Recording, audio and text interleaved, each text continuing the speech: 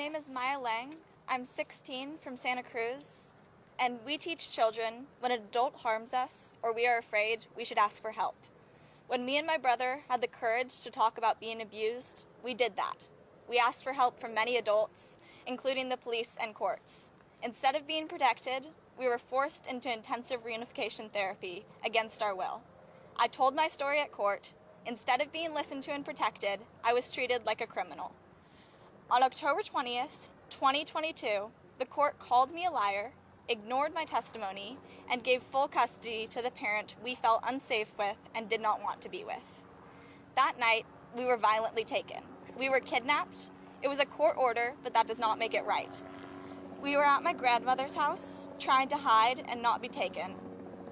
3 large adults we did not know cornered us. I was holding on to my brother and my friend Kirsten, who are both here with me today. When I saw them grab my brother and take him to the waiting car, I knew I had to fight. I knew I was strong enough to take what was going to happen, but I feared for him. They picked me up by the arms and legs and dragged me to their car. As they tried to wrestle me into the car, my head hit against the car door and I partially lost consciousness. My lip was split open.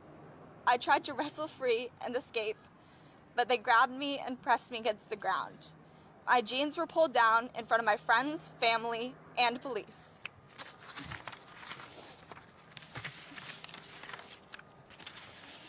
Then I was shoved into the car. I was held down on the floor of the car until we got onto the freeway.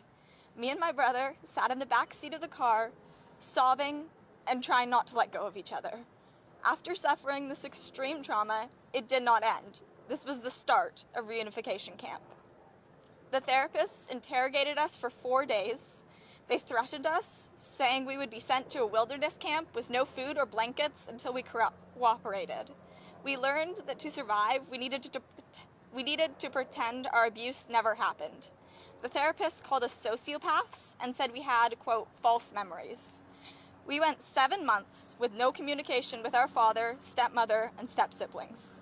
No one was even allowed to know where we were. We were forced to change our last name and hide our experience from everyone we met. This is our family court system today. This was deemed in our best interest. Peekey's Law would have protected us. Peekey's Law bans forced therapy like this and the forced transport to these therapy programs. We were taken, hurt, and threatened, kept from our family and friends. This was done to us so that therapists and lawyers could profit. Peekey's Law will protect us and other children from being taken like we were. I stand here today with my brother, my friends Kirsten and Claire, who spoke for me when we could not, and other victims and supporters.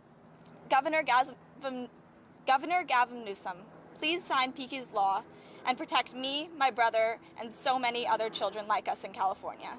Thank you. And next, it will be Mia Tyler.